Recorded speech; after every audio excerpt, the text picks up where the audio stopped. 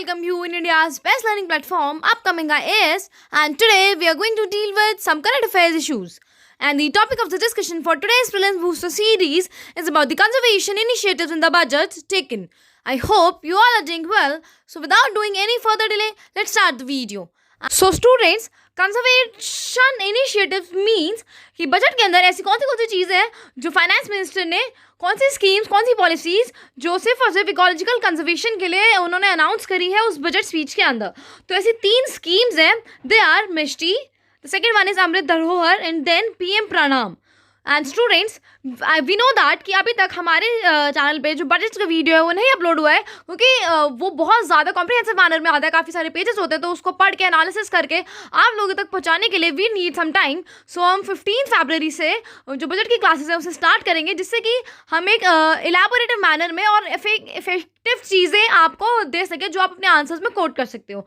सो इसीलिए अभी जो मुझे एनवायरनमेंट के पॉइंट ऑफ व्यू से इंपॉर्टेंट लगी 3 स्कीम्स मैं यहाँ पे बता रही हूँ. इन स्कीम्स के बारे में आपको थोड़ा सा ब्रीफ करूँगी और आप जाके खुद इनके बारे में सेल्फ भी बाद में स्टडी करना. So let's come back to the first scheme, which is Mishti, Mangrove Initiative for Shoreline Habitats and Tangible Incomes. And the third one is PM Pranam, Prime Minister Program for Restoration, Awareness, Nourishment and Amelioration of the Mother Earth. So now let's discuss one by one. The first one is Mishti. Students, as the name suggests कि mangrove forest के लिए है and क्योंकि आपको पता है जो हमारा एनवायरनमेंट है वो इतना ज़्यादा डिटोरिएट होता जा रहा है, हम उसके लिए कोई भी वर्क नहीं कर रहे हैं और उसे बहुत ज़्यादा डिटोरिएट कर रहे हैं. ग्लोबल वार्मिंग से बहुत ज़्यादा चीज़ें, आपको पता है कि अर्थ का टेम्परेचर कितना ज़्यादा हो रहा है, क्लाइमेट चेंज इतना ज़्यादा जो है वो बढ़ता जा रहा है, अर्थ का टेम्परेचर बहुत ज़्यादा इंक्रीज़ हो चुका है, बहुत ज़्यादा बायोडाइवर्सिटी पे इफेक्ट हो रहा है, काफ़ी सारी जो लाइफ है वो इस क्लाइमेट चेंज की वजह से मर रही हैं. तो बस उसी सबको प्रोटेक्ट करके रखने के लिए हम ये एनवायरनमेंट से रिलेटेड इनिशिएटिव्स लेके आए हैं जिसमें फर्स्ट वन है मिष्टी. इसके अंदर क्या है कि हम मैंग्रोव फॉरेस्ट का बहुत ज़्यादा एफॉरेस्टेशन करेंगे around the coastal areas.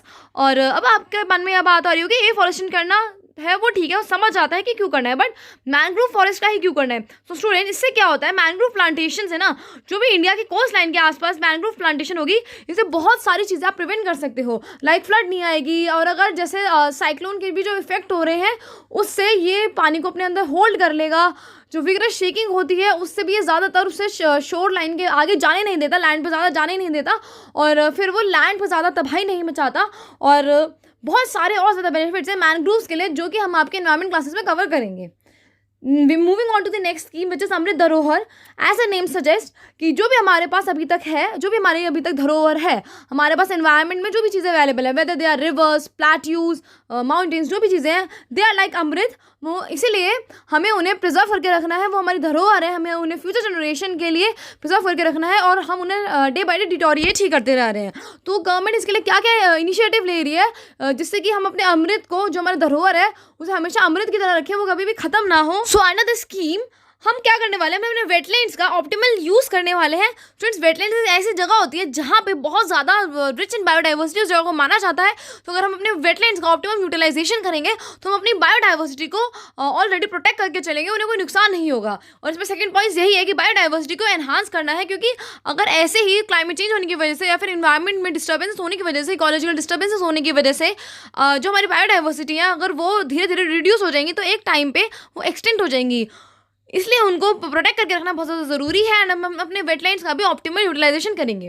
The third one is जो इसके अंदर बताया गया है इस कार्बन स्टॉक. मीन्स आपको जो कार्बन एमिशन है ना उसके ऊपर ध्यान देना है. अगर ज़्यादा कार्बन एनवायरनमेंट में रिलीज़ हो रहा है तो आप कार्बन सिक्वेस्ट्रेशन करिए या कार्बन न्यूट्रलिटी करिए. जितना आप कार्बन रिलीज़ कर रहे हैं उतना ही आप कार्बन को एब्जॉर्ब कराइए.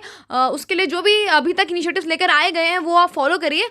और carbon neutralization and carbon sequestration के बारे में हम लोग ऑलरेडी एक वीडियो पोस्ट कर चुके हैं कि कैसे जो कार्बन स्टॉक है उसको मेंटेन करके रखना है और क्या क्या वर्ड्स के टारगेट है. सो वो भी हमारे चैनल पर जाके वीडियोस देख सकते हैं. Moving further, eco tourism opportunities.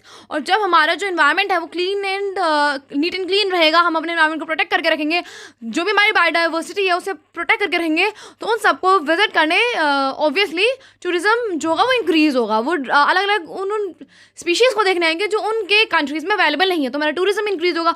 जो हमारा टूरिज्म इंक्रीज़ होता है तो यू नो कि पूरे इकोनॉमी में बूस्टअप मिलता है क्योंकि लोग को एम्प्लॉयमेंट मिलती है, वेल्थ जनरेशन होती है, अल्टीमेटली हमारी जीडीपी में कंट्रीब्यूशन वो करती है.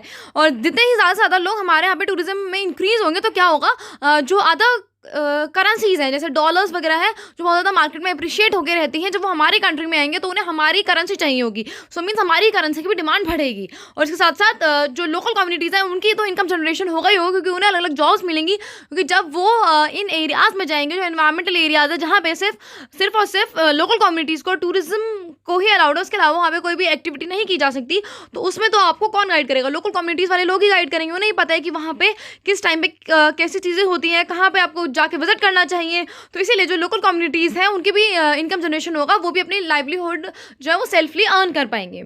The third one is PM प्रणाम। इसके अंदर क्या है, आपको ऑलरेडी मैंने बताया कि मदर अर्थ को प्रोटेक्ट करके रखने के लिए उसके लिए न्यू इनिशिएटिव्स लेकर आ रहे हैं, जिससे कि वो ज़्यादा नरिश हो। इसलिए जो हमारी गवर्नमेंट है वो स्टेट्स और यूनियन टेरिटरीज को इंसेंटिवाइज करेगी अगर वो फर्टिलाइजर का बैलेंस यूज़ करते हैं या फिर वो फर्टिलाइजर की जगह कोई ऑल्टरनेट यूज़ करते हैं और उसको प्रमोट करते हैं। तो क्योंकि आपको पता है फर्टिलाइजर्स को यूज़ करने की वजह से बहुत ज़्यादा जो प्रॉब्लम्स राइज होती हैं, और सबसे ज़्यादा तो ग्राउंड वाटर में उससे कंटामिनेशन को वो कंट्रीब्यूट करती है, क्योंकि वो बहुत ज़्यादा आर्सेनिक हो जाता है, क्योंकि फर्टिलाइजर बहुत ज़्यादा अमाउंट में लगा देते हैं और फिर उसमें बहुत ज़्यादा पानी डाल के छोड़ देते हैं। फिर जो वो पानी है वो फ्लो होता हुआ किसी रिवर, लेक या किसी भी चीज़ में जाके कनेक्ट हो जाता है, इसीलिए वाटर का बहुत ज़्यादा कंटामिनेशन हो जाता है। इसके साथ साथ जो सॉइल है वो अपनी फर्टिलिटी को बहुत ज़्यादा डिग्रेड कर देती है, उसमें जो न्यूट्रिएंट्स होने चाहिए वो डिसबैलेंस हो जाते हैं, नाइट्रोजन फिक्सेशन जैसे नहीं हो पाती। इसलिए बोला जा रहा है कि आप फर्टिलाइजर का कोई और जो अल्टरनेटिव तरीका है जो ऑलरेडी लेकर आया हुआ है आप उसे यूज़ करें, उसे प्रमोट करें। और अगर आप ऐसा करते हैं तो जो गवर्नमेंट है वो आपको इंसेंटिवाइज भी करेगी, जिससे कि जो हमारा एनवायरमेंट है वो प्रोटेक्ट होकर रहेगा और हमारी जियोलॉजिकल डिस्टर्बेंसेस इतने ज़्यादा हो चुके हैं वो हम उसमें उसके नंबर में रिड्यूस करेंगे। So students, this was all about today's session. Thank you so much and have a nice day ahead. Do share it with your friends so that they can also get the benefits of Prelims Booster series, and stay tuned for the next update. And do remember that कि हम अपनी जो budget वाली series है वो हम 15 फरवरी से start करेंगे, जिससे कि हम आपको एक ब्रॉड पर्सपेक्टिव में एनालिसिस करवा पाएँ।